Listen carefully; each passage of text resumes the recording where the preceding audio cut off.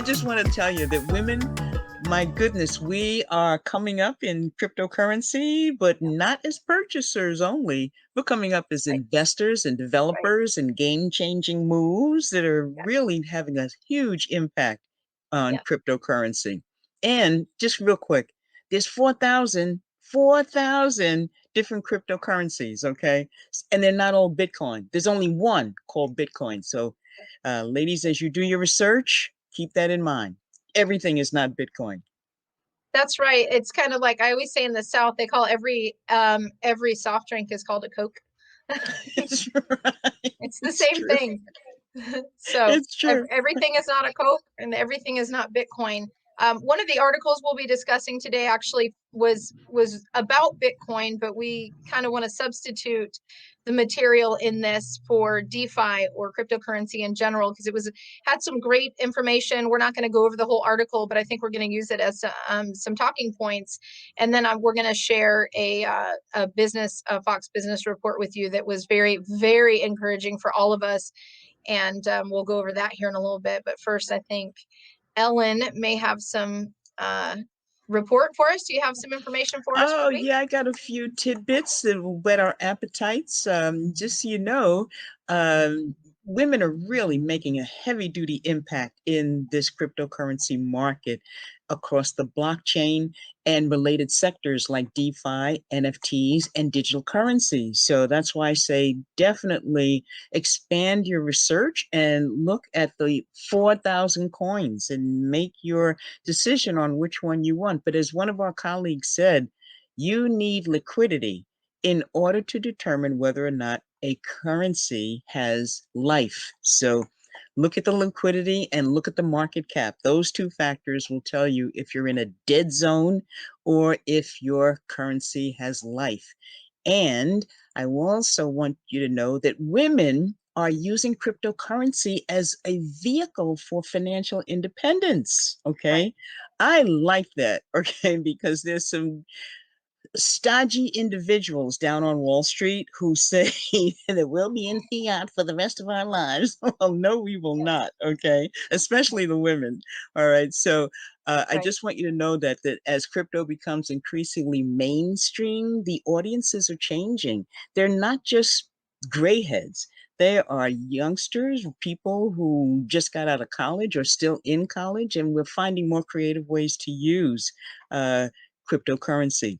So, and you should know, women do not see that Bitcoin has the capacity to be a currency as Nope. much as the newer, more advanced tokens or coins, because Bitcoin is limited and it's not designed to be otherwise. So Nope. enter at your own risk. Okay, just because it hits 65,000 coins doesn't mean it has all that viability. And if you see something like, say, M2, and maybe it's like 0.03, well, the moment that moves up to a one, everybody will be in on that. So a little forecasting here today.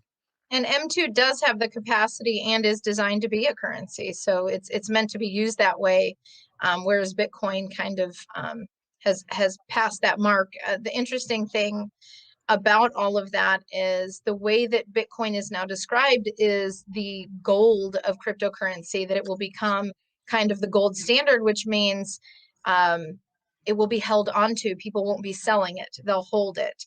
And That's holding right. it means it won't be used as a currency. It won't be something that you buy and sell with. However, it doesn't mean not to have it. Nobody's saying don't have Bitcoin.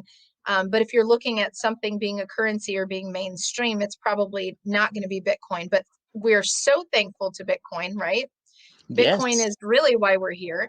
So we're not against Bitcoin. We're just discussing the advancement in currencies and cryptocurrencies and their potential, which would not necessarily be Bitcoin alone. So we'll discuss kind of what these articles put out there in Bitcoin. I do want to introduce our other guests if Tim can bring ooh, them in. We have Mary and Carol with us today to join the discussion.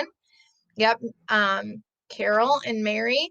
And I know I like having Mary involved because she's a little more of a veteran in cryptocurrency than we are. So she's got some experience, even though she's new to this system and this the way that we do it in this exchange.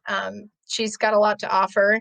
And then Carol, who's been with us for a long time, right? You've been there, and it's just really, we're giving her voice, being a part of this startup of this community as well. So we can all discuss this together. And ladies, feel free to jump in or raise your hand if you have any questions, because I'll just keep talking, and just tell me when it's time to hold up an emoji and shut it. So, um, I guess just I feel like one I of need the, one of those emojis for my Zoom meetings that I have, That that's, will make yeah, it interesting and fun for these are sure. great.